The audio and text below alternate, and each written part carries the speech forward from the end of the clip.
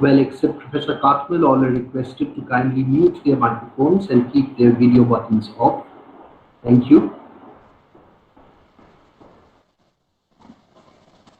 Swastika? Yes, sir. Yes, go ahead. Okay. Good afternoon, all of you, and good morning to our respected speaker, Professor Deborah Cartmel. On behalf of the entire Department of English, Bankura Christian College, I, Swastika Ghoshal, postgraduate semester 2 student of this department, welcome you all once again to the second part of today's session. Our speaker is Professor Deborah Cartmel, Associate Pro Vice Chancellor, Professor of English, Director of the Center for Adaptations, Fellow of the English Association, National Teaching Fellow, De Montfort University, Leicester, UK. Before I request Professor Cartmel to go ahead with her discussions, may I request Professor Oyon Mundol, Assistant Professor and Head, Department of English, Bankura Christian College, to formally introduce Professor Cartmel. Over to you, sir. Thank you, Swastika, for giving me the privilege of introducing a scholar of international repute and an academic personality who is extraordinary in all respects. Professor Deborah Cartmel is Associate Pro Vice Chancellor, Research, Professor of English, Director of the Center for Adaptations, Fellow of the English Association, National Teaching Fellow, De Montfort University, Leicester, UK. She is the founder and co-editor of 2 international journals, Adaptations from the Oxford University Press and Shakespeare from Routledge. She is the series editor of the Bloomsbury Adaptation Histories, founder and former chair of the Association of Adaptation Studies, and founding trustee of the British Shakespeare Association. Recipient of National Teaching Fellowship 2010, Fellow of the English Associations 2011, and Jean Welch Award for Excellence in Adaptation Studies in 2016, Professor Cartmel has been the keynote addresser of a host of conferences. The Country House in Britain, University of Newcastle 2014, Star Adaptations 2017, Marketing Adaptations 2019, to name just a few. She is the author of books of repute like Adaptations from Text to Screen, Screen to Text, Much Ado About Nothing, a Circle Reader, A Companion to Literature, Film and Adaptations, Casting the British Biopic, The Barretts of Wimpole Street, Theatres on Film and Film on Theatre in Hamlet, The Cambridge Companion to Literature and Screen. Well, I just named a few. She is currently completing the Blackwell Companion to the Biopic and is writing a monograph, Adaptations at War. Over to Professor Deborah Cartmel. Professor Cartmel, please. Okay, thank you very much for that very kind introduction. And I'd just like to add the book that you referred to that I was currently doing, the companion to the biopic, has actually been published. So I have that to add to my publications. Okay, I'm going to try to share the screen, and I'm hoping that everything is going to run very smoothly.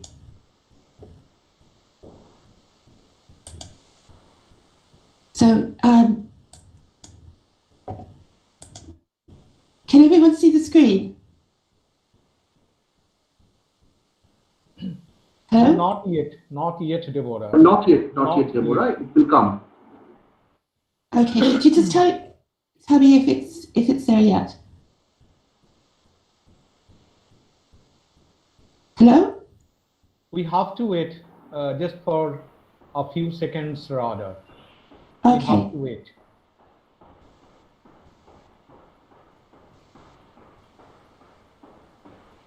Did you click on that present now? Yeah, I'll go out and I'll come back back in again. Click on that once again, Professor I will Cartman. do. Yeah, I will do. Okay.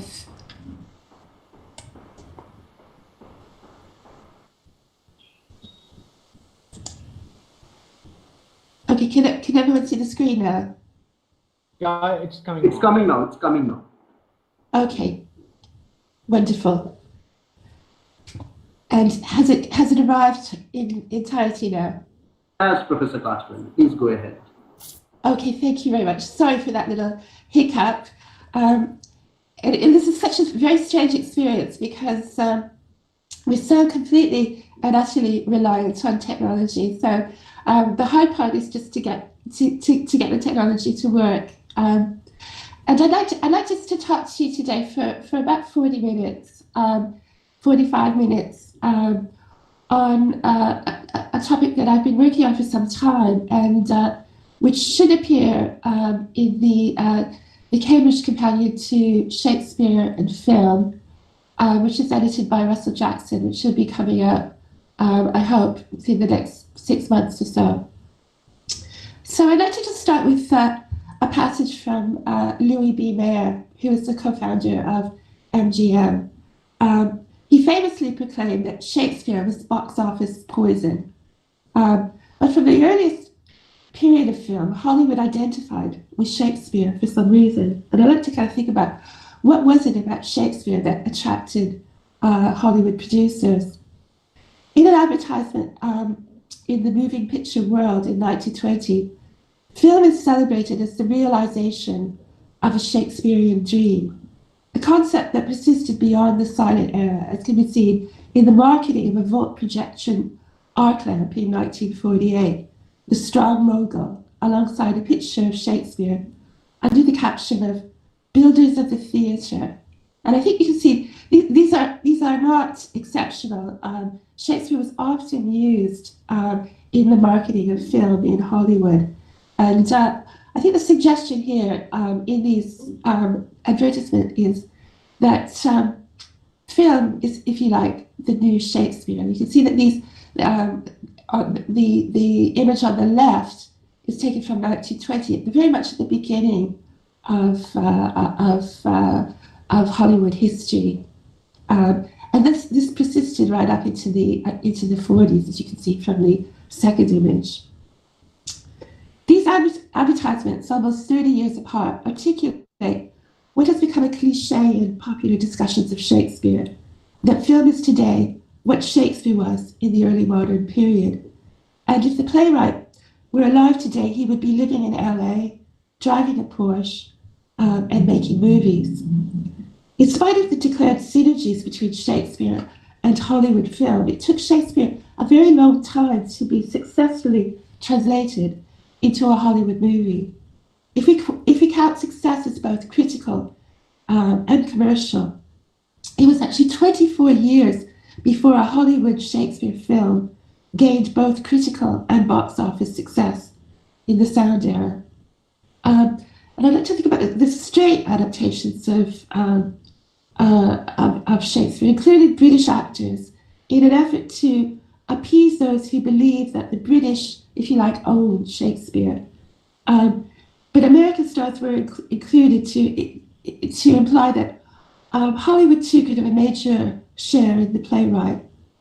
In the early era of sound, accents in particular were of particular importance, especially to those who believed that Shakespeare had to be spoken with an English accent. There was a lot of prejudice among Shakespeareans, especially on the British side, that Shakespeare had to be spoken with a British accent. So swinging from exaggerated claims of fidelity to audacious disrespect for the author, promotions of the films are referred to as exploitation and showmanship, terms that I suggest can be recognized as analogous to adaptation in the classical Hollywood era. So instead of talking about adapting Shakespeare, the promoters of film in Hollywood would talk about exploiting Shakespeare. Hollywood from the beginning of the sound era was eager. Hollywood from the beginning of the sound era was very eager to use Shakespeare, but Shakespeare's place in Hollywood until the beginning of the 1950s was very much uncertain. Hollywood desperately wanted to do Shakespeare to prove that film and Shakespeare were actually made for each other. And I want to consider in this talk why Hollywood needed to do Shakespeare and why the major studios repeatedly found that Shakespeare was just box office poison. Nobody wanted to come to the movies, and the Shakespeareans who saw the films were actually appalled by what was happening to Shakespeare. So this paper considers how the ways in which we talk about the adaptive process, both the good and the bad, owes much to marketing, especially what was termed exploitation in the pre-war period and showmanship in the post-war era. Exploitation or showmanship is a key element in the way that adaptations were both conceived and received in classical Hollywood. And I'd like to focus on the advertisers of Shakespeare adaptations, who in their eagerness to please everyone, reveal some of the underpinning strategies for adapting Shakespeare in classical Hollywood, invoking synergies between translation, adaptation, commercialization, exploitation, and showmanship. So rather than looking at the films, I'm going to look at the ways in which the film adaptations were talked about, not by their critics or reviewers, but by their promoters.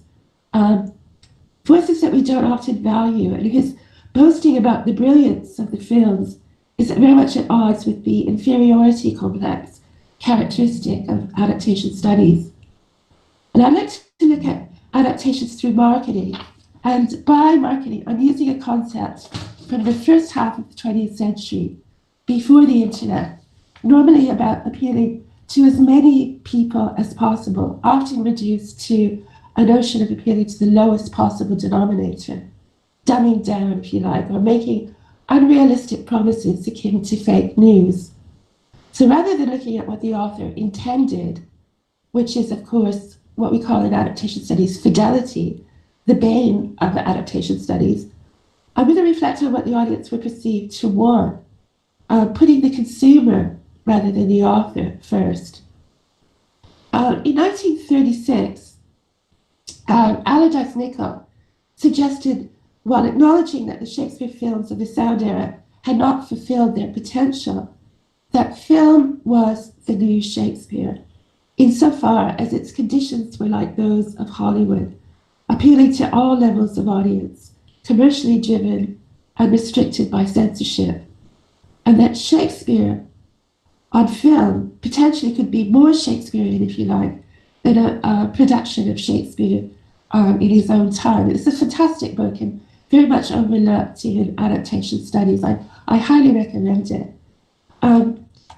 This can be traced to the earliest period of Shakespeare film adaptation, with the film director Georges Méliès, his now lost film, in which he plays the part of Shakespeare, who imagines the play Julius Caesar. He wakes up from a dream and has the idea of writing Julius Caesar.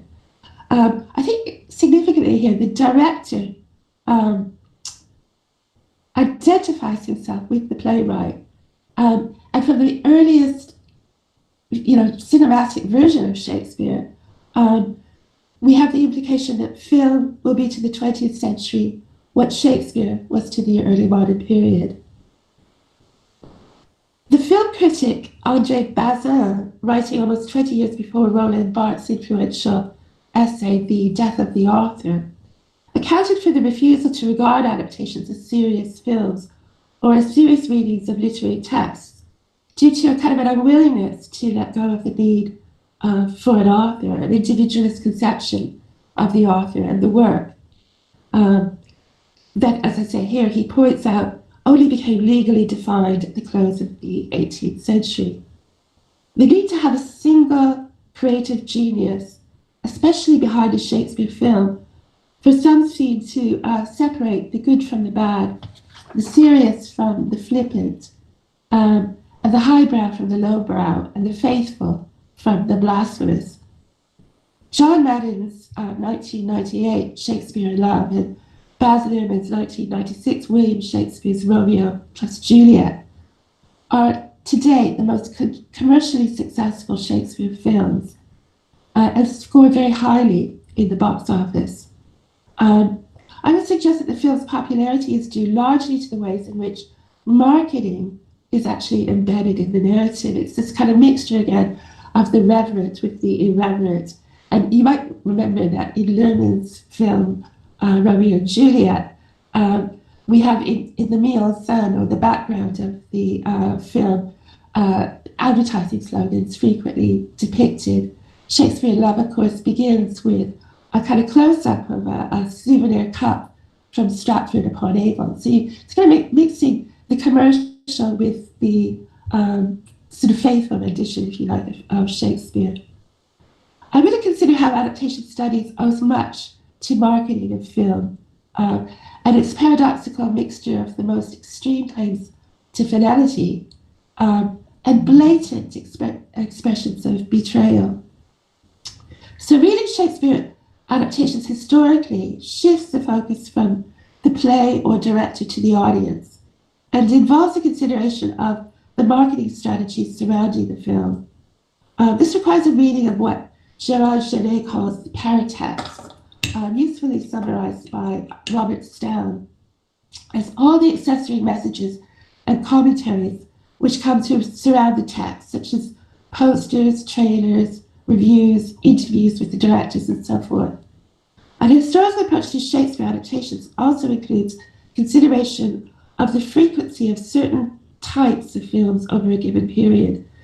If we discount Orson Welles' 1940 Macbeth as outside the mainstream, post-sound classical Hollywood only managed to produce 4 full-scale studio feature treatments of Shakespeare.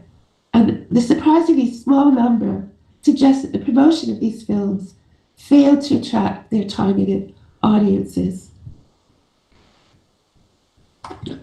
The imprint of Shakespeare's name and the consequent insistence upon authenticity, famously denounced by Louis B. Mayer as box office poison, persists throughout the marketing of the films from the beginning of the sound era. But while the films were both critical and box office disappointments, the marketing of the movies, in its brashness and inventiveness, seems to have inspired the more lucrative and numerous Shakespeare offshoots of this period. So unlike the 1990s, when box office success seemed to be generated by the name of the author, with William Shakespeare's Romeo and Juliet and Shakespeare in Love, it seems that it was Shakespeare's name that was box office poison in the classical Hollywood period. The three of the 4 mainstream, if you like, straight adaptations of Shakespeare were released in the pre-war period. And as I've noted, these adaptations are marketed as the very first films of Shakespeare. That the promotions of the films keep saying this is the first time this play has ever been filmed, even in spite of the fact that there were numerous silent predecessors. It seems that the early promoters of Shakespeare film required sound, or more particularly Shakespeare's words, for them to be truly Shakespearean. And the way that the words were spoken dominated much of the film's criticism. These films in the early sound era include The Taming of the Shrew, 1929, A Midsummer Night's Dream in 1935, and Romeo and Juliet in 1936. The plays were chosen to display the stars' hitherto unknown verbal skills, and with some winners and some losers. Among the stars in these prestige productions were the Leonardo DiCaprio, if you like, and Meryl Streeps of their days. Douglas Fairbanks and Mary Pickford started the Taming of the Shrew in 1929, and they were regarded as kind of Hollywood royalty at the time. James Cagney, Mickey Rooney, Olivia de Havilland were the stars of A Midsummer Night's Dream, and Norma Shearer and Leslie Howard played Romeo and Juliet, and they were both Leslie Howard was in his 40s and Norma Shearer late 30s. You're watching it today, it seems a very strange experience with such old actors playing these teenage roles. The Shakespeare roles offered the opportunities to show off both the star's acting credentials and the studio's cultural aspirations. Unfortunately, the appeal to too wide an audience, fans of the stars and potential Shakespeare enthusiasts, resulted in poor box office figures. And while the films flopped, and today I think seem to many stilted, stagey, conservative, and over length, the marketing of these films is characterized by extreme claims to the historic significance of the movies, the fidelity of the productions, and paradoxically, a joyful irreverence to the language of the text.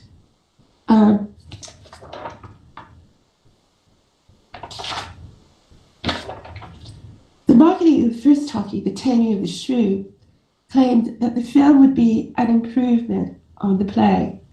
And I've got the press book up on screen here on the left-hand side of the screen from The Taming of the Shrew. And these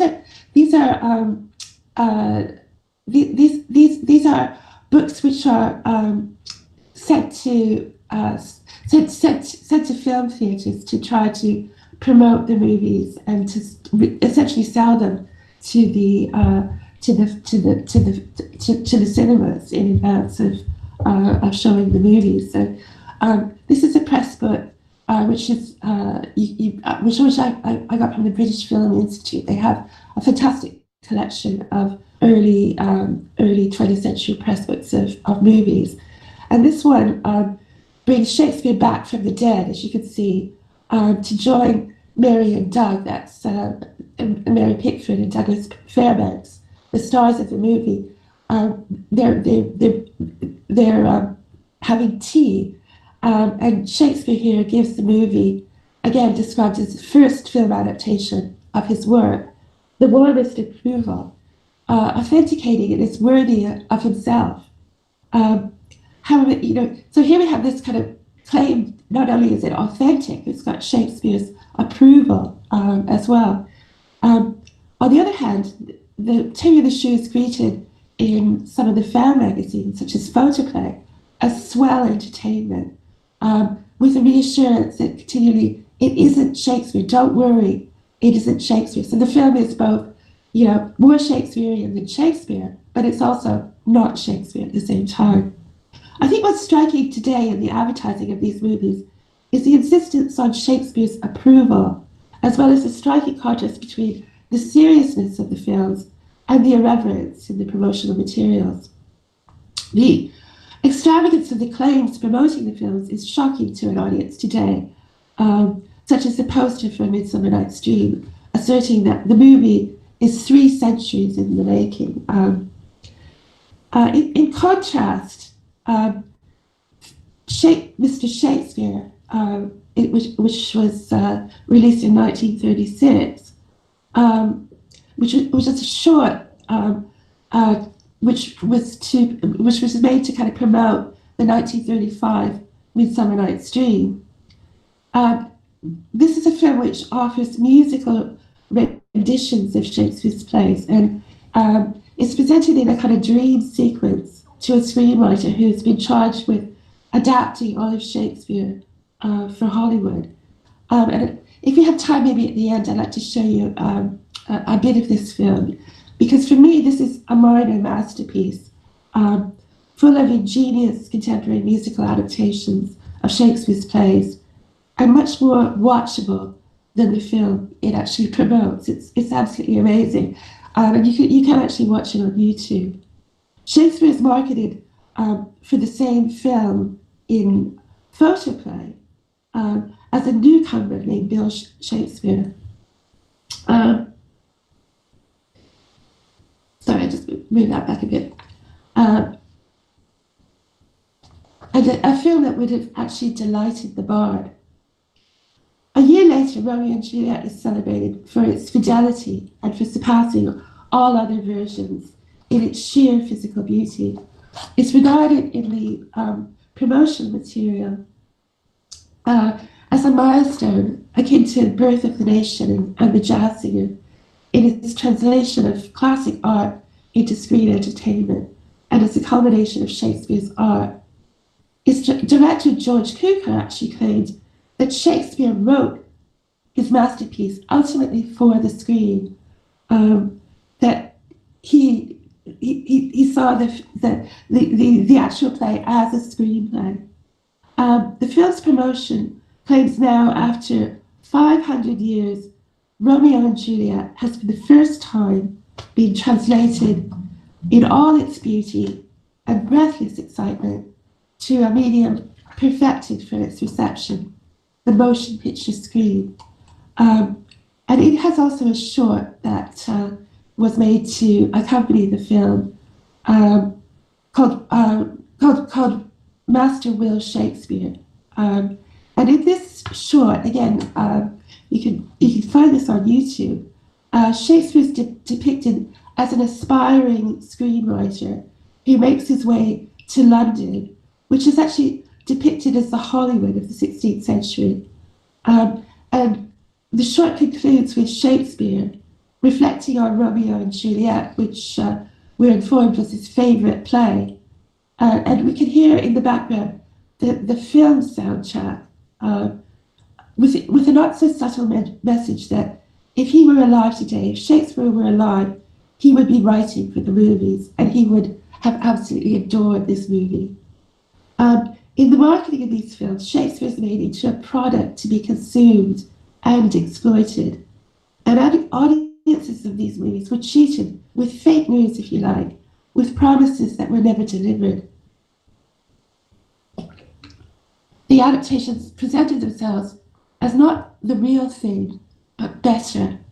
The trade film Variety ran a column entitled Exploitation, in which activities for film promotion are suggested, and exploitation is significantly a feature of the press books, often featuring several pages under the heading Exploitation, which offer ideas as to how to promote films to local audiences, involving activities around movie, theatre installations, and images to promote the films. And I think exploitation is a useful term to apply to Hollywood's approach to adaptations of the period. On the one hand, insisting upon the accessibility or the contemporariness of the films, and on the other, declaring that the movies would be what Shakespeare would have produced himself if he were alive in the 20th century. Robert Stone has listed the numerous ways of discussing translations of literary texts, or words that we use for adaptation, such as infidelity, betrayal, deformation, violation, bastardization, vulgarization, and desecration, terms that you often find in popular reviews of adaptations. And he regards the general bad press that adaptation or translation into the new media has received throughout the 20th century. Implicit in all these terms of abuse is exploitation or commercialization, the attempt to turn the text into a product, an approach which the trade magazines and the press books actively embraced. So rather than loss, film exploitation adopts a rhetoric of gain, wildly insisting upon the triumph of the movie, which completes or perfects the source text. In the pre-war period, Hollywood tried, but failed, I think, to exploit Shakespeare in these three prestige productions, which I've been talking about. By the 1950s, exploitation had been translated to showmanship, but with the same commercializing tactics to promote the films to local communities, including tie-in books, bookshop displays, walking books, posters of the stars, and fashion accessories, possibly making explicit what was implicit in the films themselves. But in spite of these ferocious marketing initiatives, the Shakespeare movies were financial and critical failures. In response to the box office failures of the 1930s, The following decade is dominated by more serious, if you like, renditions of Shakespeare, aloof from the Hollywood pizzazz of their predecessors. So Laurence Olivier's British films outside of Hollywood, Henry V and Hamlet, and Orson Welles' low-budget Macbeth, were actually incredibly popular with critics. Olivier's Henry V ushered in a new period of Shakespeare movies with a focus on a single director star, kind of surrogate Shakespeare, very much as Orson Welles was to establish himself in America.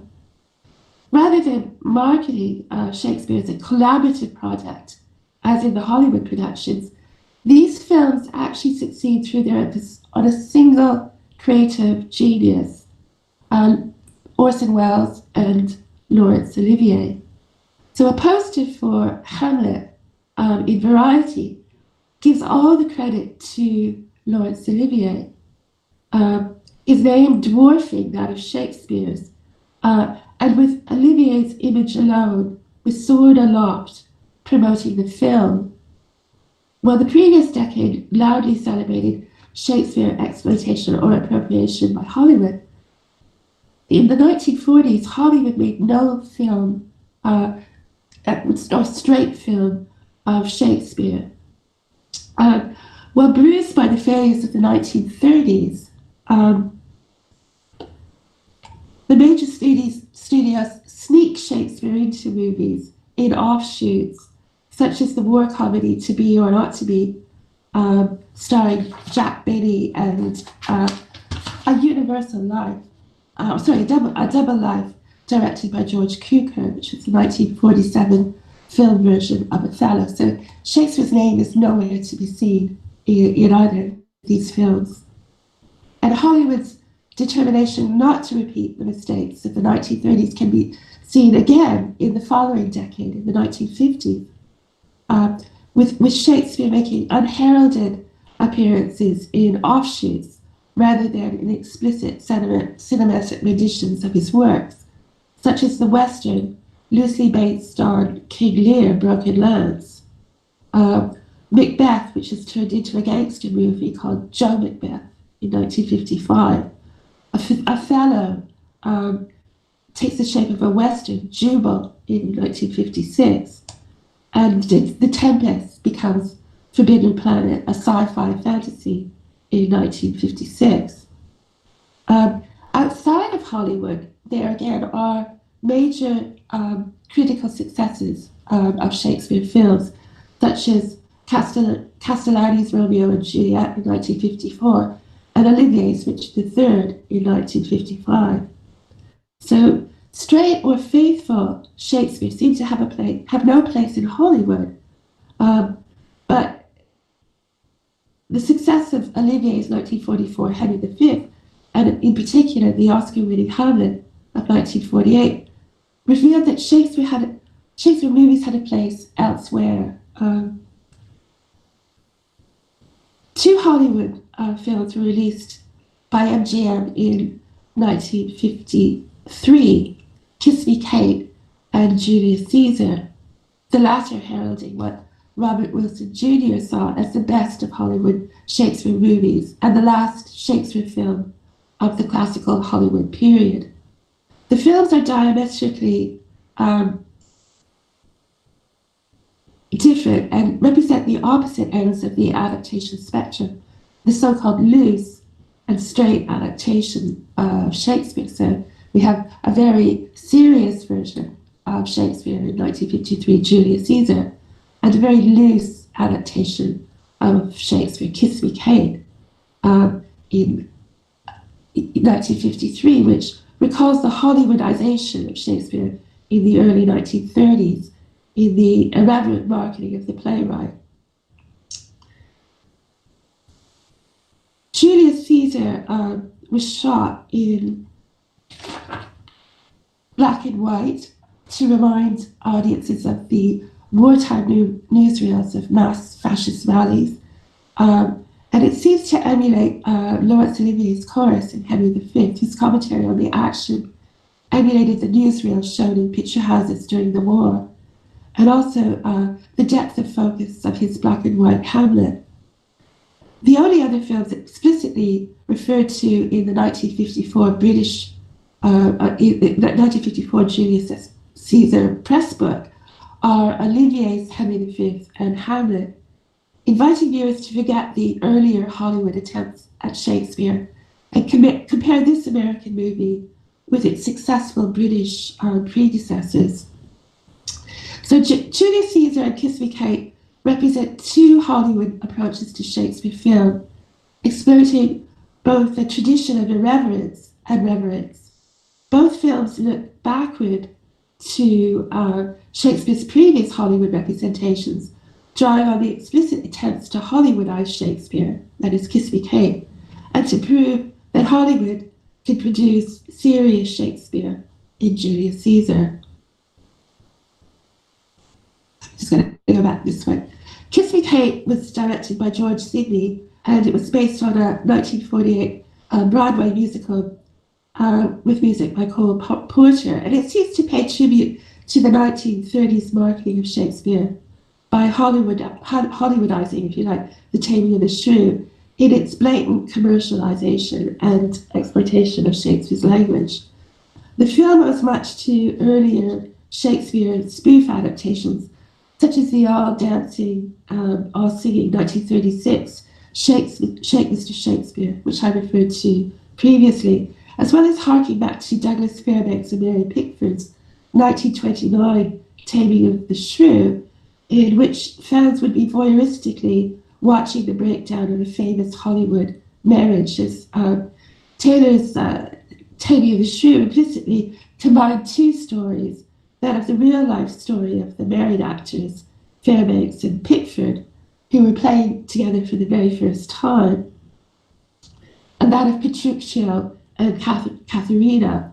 So Kiss Me Kate parallels kind of divorced couples playing the roles of their Shakespearean counterparts, just as what really happened in The Taming of the Shrew, 1929. Conspicuous for his absence in Kiss Me Kate is Shakespeare's name. He's not mentioned in the trailer or the opening credits.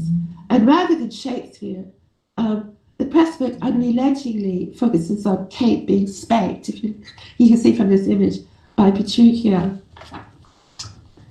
And it's referred to as a spanking new musical. Hollywood in the 1930s displayed a certain nervousness in casting of Shakespeare films in the translation of Shakespeare into American vernacular, and played safe in using both American and British actors.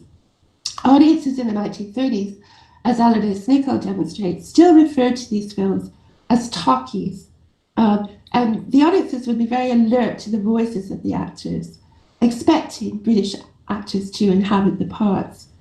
The Shakespeare films in the 30s would be, for some, the first time that people had seen Shakespeare or had seen Shakespeare radically cut, and the first time someone would have heard a British or American speaking Shakespeare. So if you were watching the films in the UK, you would be amazed that there were American actors speaking the parts. It might have even been the first time you heard an American accent. The novelty of sound had yet to disappear, and a speaking film was still something to marvel at in the 1930s. Julius Caesar, while addressing an audience more acclimatized to different accents and fully accustomed to sound, likewise mixes British and American actors in the tradition of Hollywood Shakespeare. But by the 1950s, the British accent had become firmly associated with deviance and villainy, probably initiated by Charles Laughton's performance in The Private Life of Henry VIII. And after Charles Laughton, the British actor, played Henry VIII, he was typecast as a villain in later Hollywood films, and he established a pattern for the casting of male British actors to follow. So when you're watching a movie, a Hollywood movie, you might think of something like The Lion King, the Disney film. The villain Scar has a British accent, whereas all the other cast have American accents. And that British accent is an indication of the deviance or the evil of that character. So, influenced by Orson Welles' modern dress version of the play, referencing Mussolini's rising fascism, Julius Caesar attracted actors at a fourth of their usual salaries. With little confidence in its commercial success, the budget was confined to just over $2 million, and the choice of Julius Caesar, as stressed in the press book, was due to the relevance of the play, described as Shakespeare's most modern play.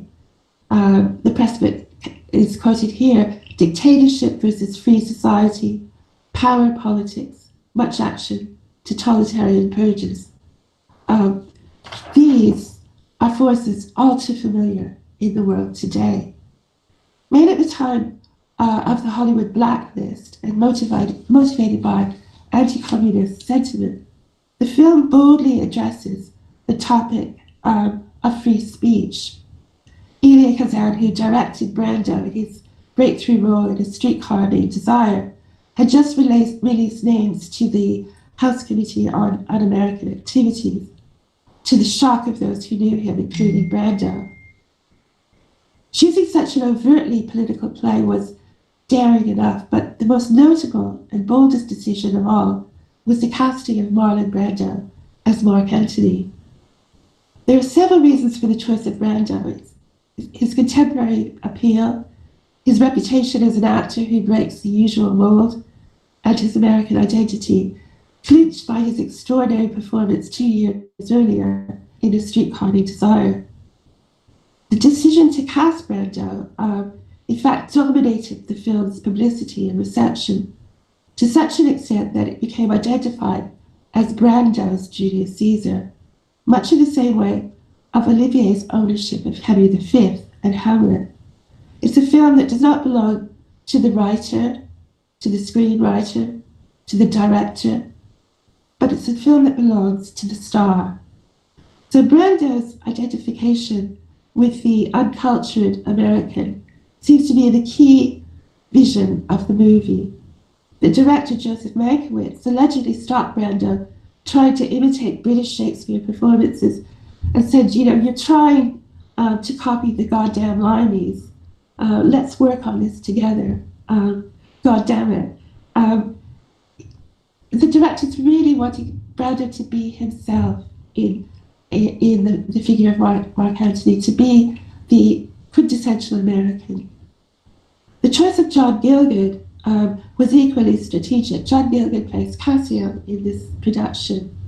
The press book includes an article entitled "Our Greatest Shakespearean Actor, John Gielgud as Cassius," in which we're informed why Gielgud finally chose to act in a Hollywood film. Referred to as our foremost Shakespearean interpreter, he's going to explain why he changed his mind about going to Hollywood and filming Shakespeare. He's one of the first, sort of serious British actors, if you like, to sell out and go to Hollywood. And he tells us that he wanted to play in this particular film because Julius Caesar is a play of action with a minimum of soliloquizing, and the director Mankiewicz assured me that the film version would be faithful to Shakespeare, emphasizing character rather than spectacle. And Gielgud said, "I've come to Hollywood because I had faith in the director, I had faith in him." The presence of Gielgud, if you like, authenticates the film as a Shakespearean vehicle.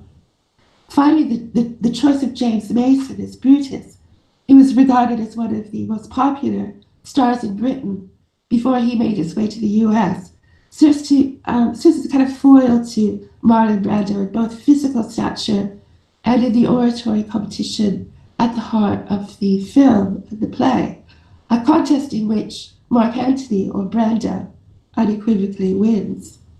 In the famous "Friends, Roman, countrymen, lend me your ears." The American Brando, as in the poster promoting the movie, towers over the I'll go to that in a minute. Towers over the British Mason. So unlike Kiss Me Kate, Julius Caesar pronounces its Shakespearean credentials, and the opening credits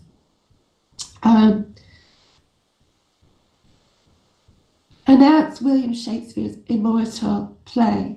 No other writer is given credit for the screenplay. And this places Shakespeare in the forefront for the first time in Hollywood after 17 years of suppression. Shakespeare's name finally appears on screen. The press bit reveals how the play required a minimum of cutting and not a single word of additional dialogue, recalling the credits of Sam Taylor's 1929 Taming of the Shrew,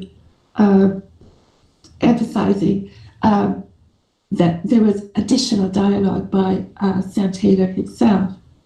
So a review in the press book surveys the cast, director, producer, cameraman, and culminates with the screenplay is by a certain gentleman of Stratford, William Shakespeare himself. And the press book says again, nothing has been added to the play's original dialogue.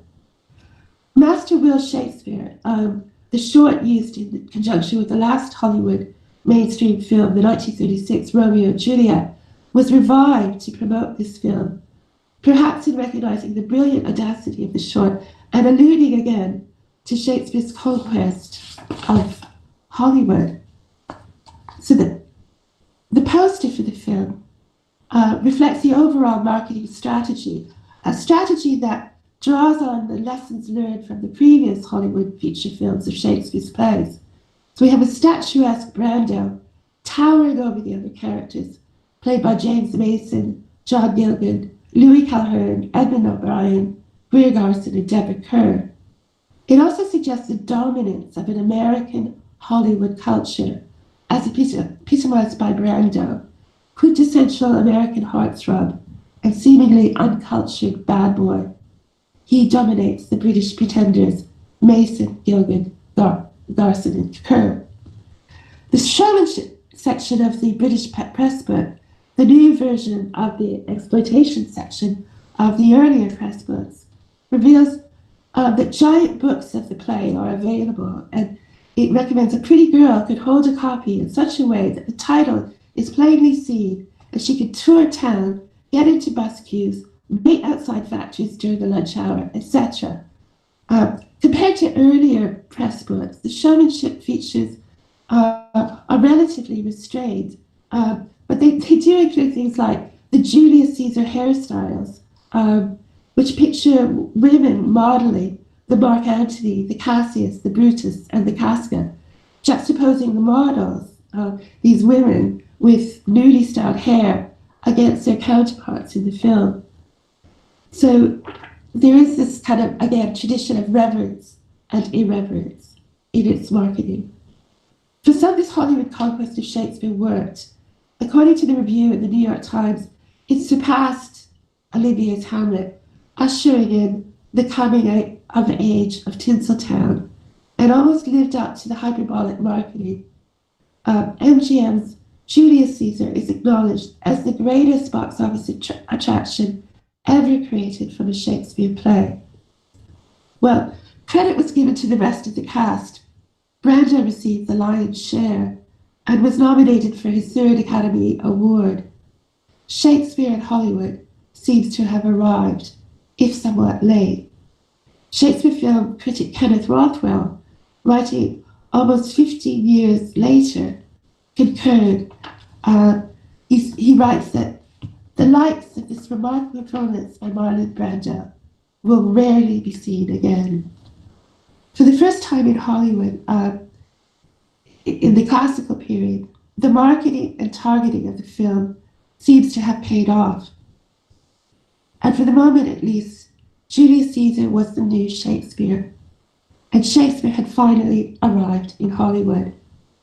But Julius Caesar's success is in no small measure due to its borrowings from previous advertisements of Shakespeare films, in persuading doubting public of its worthiness, focusing on authenticity, irreverence, and relevance, while assigning its success to a single creative genius.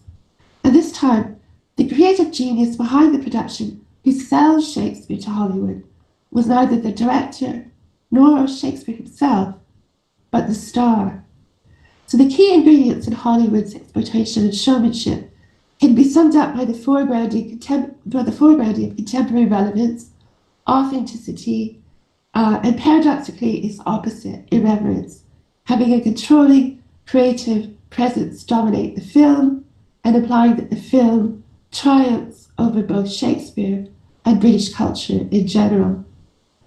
Okay, I'm going to conclude now, and I think I'd like to just to say that perhaps we shouldn't discount the need to be popular, to reach the largest possible audience, but embrace exploitation, showmanship, or commercialization as something to be recognized in adaptation studies, an approach that focuses on the consumer rather than the author. The adaptation not as interpretation, but as product, not as something to be admired, but as something to be sold. The epigraph of Gary Bortolotti and Linda Hutchins' article on the origins of adaptation from the 2002 film Adaptation sums up the notion of adaptation as exploitation. Adaptation, we're told, is a profound process, which means you try and figure out how to thrive in the world. So I've tried to follow a lineage of descent from the 1929 Taming of the Shrew, the very first talkie adaptation of Shakespeare, which is described as a train wreck of a film, to the 1953 Julius Caesar, hailed as the greatest ever production of Shakespeare, which through trial and error increasingly commodifies Shakespeare by trying to figure out what are the key selling points of successful adaptation. And I think it's worth remembering that adaptation is also a term in marketing, the process and practice of adapting otherwise standard products and services to meet the needs of varying customer types. In classical Hollywood and beyond, to adapt Shakespeare is to commodify his works, to exploit unique selling points of previous adaptations, and to ultimately prove that film is the new Shakespeare. Shakespeare's USPs, unique selling points, replace memes, symbolic codes, key moments in this approach to adaptation, which have at the core a commitment to populism. For the 1954 Julius Caesars, these can be summarized as a central creative driving force that is Brandau, a combination of reverence and irreverence, and a retention of Britishness, but with Brandau, or with America first. And I'll just stop there. Okay, and I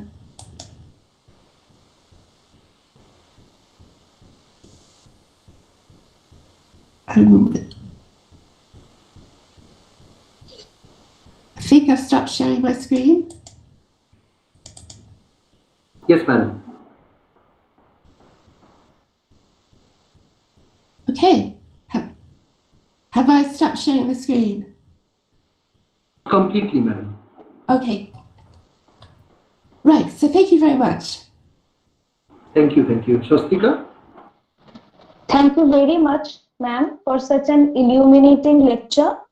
May I now request Professor Ayon Mondal, Assistant Professor and Head, Department of English, Bankura Christian College, to conduct the interactive session. Sir, please. Thank you so much, Professor Cartwell, for that scholarly and insightful lecture on Shakespeare adaptations. The floor is now open for all kinds of questions, interactions, observations. So participants can unmute themselves and put questions to Professor Cartwell, or they can type the questions on the chat box, whatever they feel like.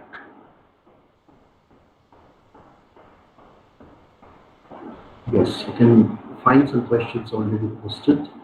There is one by Alek Mondal. Professor Karchman, thank you for such an engaging and enlightening lecture. You mentioned in the course of your lecture that early Hollywood Shakespeare adaptations did not receive much popular reception. What do you think is the reason for it? Also, if you could compare the popular reception of cinematic adaptations of Shakespeare with the contemporary dramatic adaptations. Over to Professor Karchman. Okay, that's a difficult question. I think one of the reasons why Hollywood adaptations were unsuccessful was, first of all, they tried to do two things. They tried to they tried to be popular, and so they tried to reach the largest possible audience. But they also had a sense that they had to be faithful as well. And I think the major problem that you have with the Shakespeare adaptations of the golden Hollywood period is that they want it two ways, and so they want to be faithful to Shakespeare and unfaithful at the same time. They also want to create films which are collaborative, and I think the difference between, when you think about literature and you think about cinema, you think about cinema as a kind of collaborative art form. It's not dependent on a single author. But with Shakespeare, it seemed to me that you needed that single author, so that Laurence Olivier kind of became the author in the British film adaptation. So we thought of, when we watch a Shakespeare film by Olivier, we think of Olivier as a surrogate kind of Shakespeare figure. And I think one of the reasons that Marlon Brando's Joseph Mankiewicz's adaptation of Julius Caesar was really successful was it focused on a kind of authorial presence, which was Brando himself. It's sort of like the kind of auteur theory of Shakespeare adaptation. I mean, we need somebody to stand in for the author. We need a sense of an author there. And so we have Orson Welles taking that role in America outside of Hollywood. We've got Laurence Olivier doing that in the UK. And then finally in the 50s, at the end of classical Hollywood, we've got Marlon Brando taking on that role.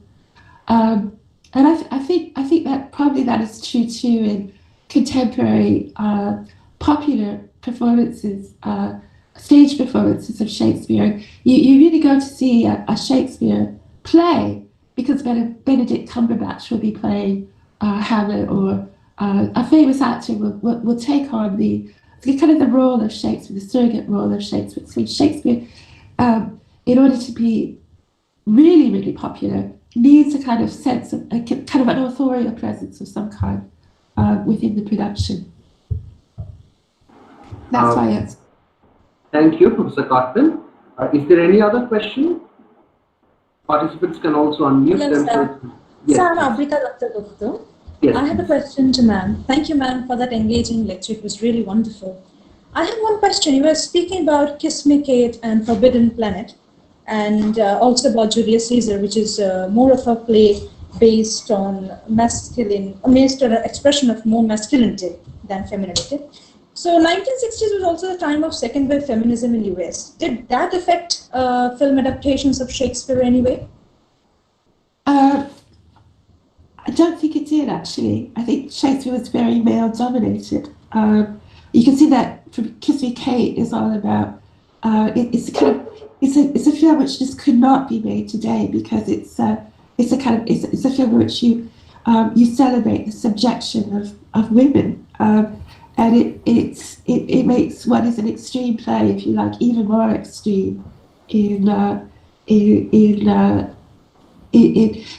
popular culture, and certainly Julius Caesar. And I actually, that's a really good point that you raised, because I think that part of the popularity was kind of sort of focusing on the kind of masculine values of Shakespeare as well. And so Julius, you can imagine a more kind of male-centered film and it's a song that kind of the women have very, very shadowy parts, even though they're featured quite prominently in the promotional materials that I was looking at. In the actual film, they have very few lines and are completely and utterly dominated by the men. So that might be, unfortunately, that might be another reason why that film was so popular, because it focused on the masculinity of Shakespeare and Shakespeare's language. Thank you so much, ma'am. Thank you. Any other question? Yes, I would like to interact with Professor Cartman, and first of all, I would like to thank for a very illuminating and interesting lecture.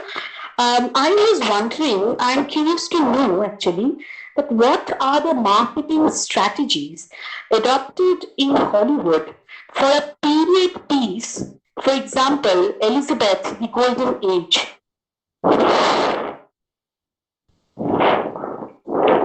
Professor Cartman. So are you are you asking about the marketing strategies in Hollywood as a whole? No, for a period piece in present day Hollywood.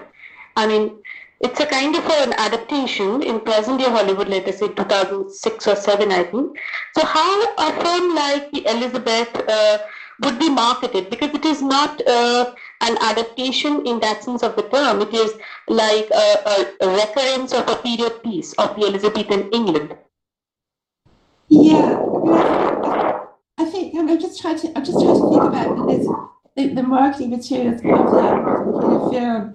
May I request all the other participants to keep their microphones muted, please? Yeah. Yes, that's helpful. Thank you.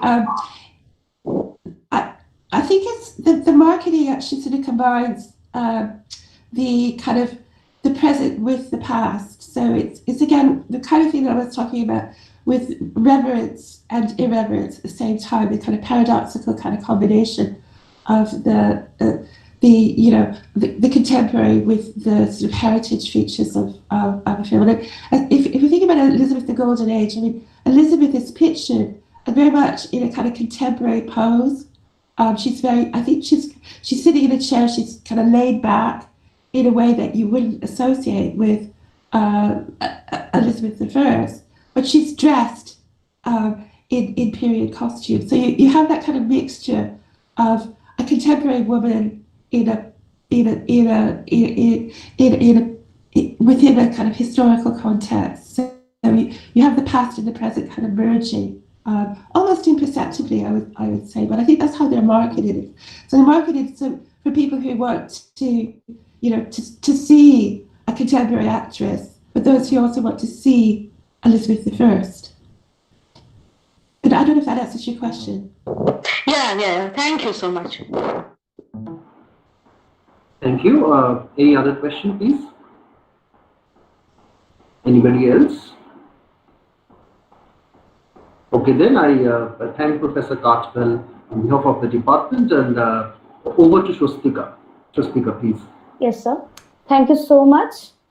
May I now request Dr. N.G. Mukherjee, Reader of the Department of English, Bankura Christian College, to officially propose vote of thanks. Over to you, Dr. Mukherjee.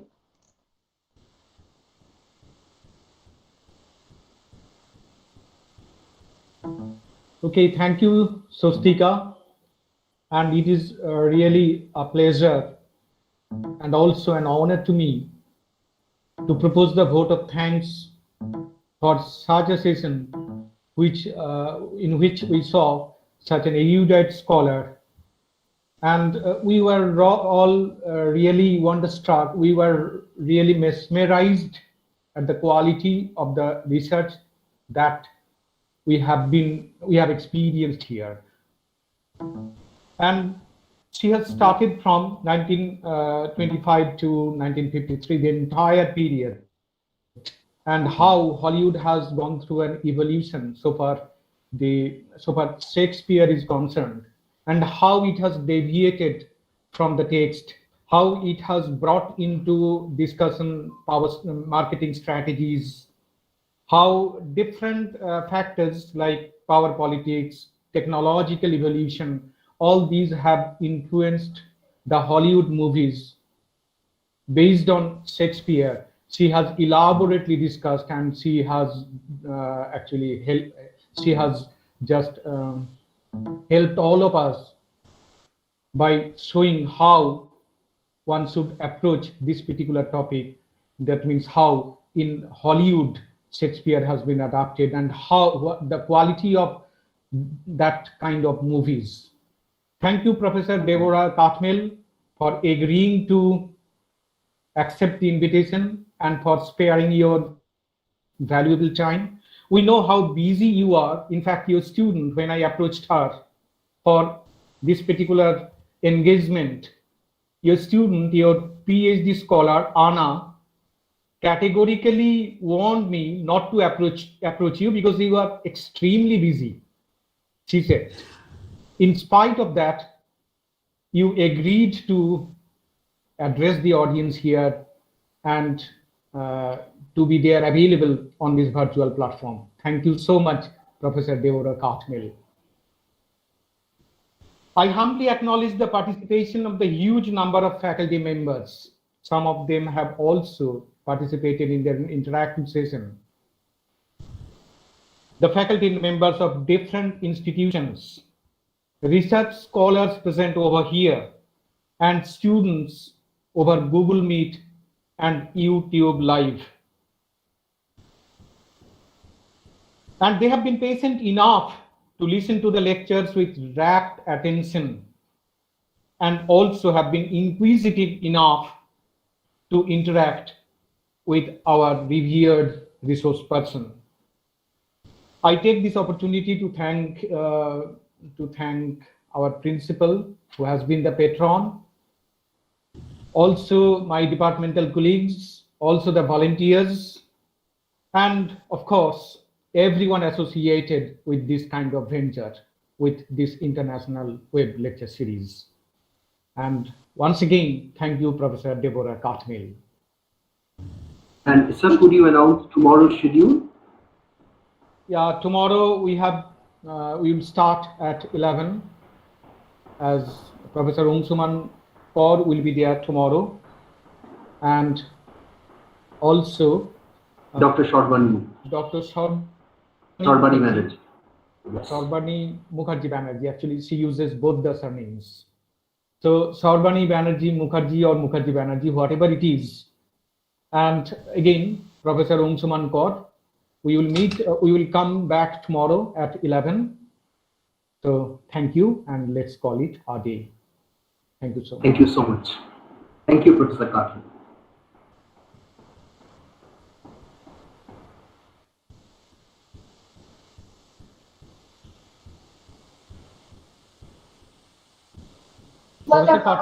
Professor Katmel, Yes. are you there? I am, yes. Yes. Okay, what's your experience, ma'am? What has been your experience with us? Fantastic. Absolutely fantastic. And it's a very strange new world. But thank you very much, everyone. You've done an absolutely magnificent job in delivering these lectures. So thank you. And it's been a pleasure to talk to you today. Thank you so much.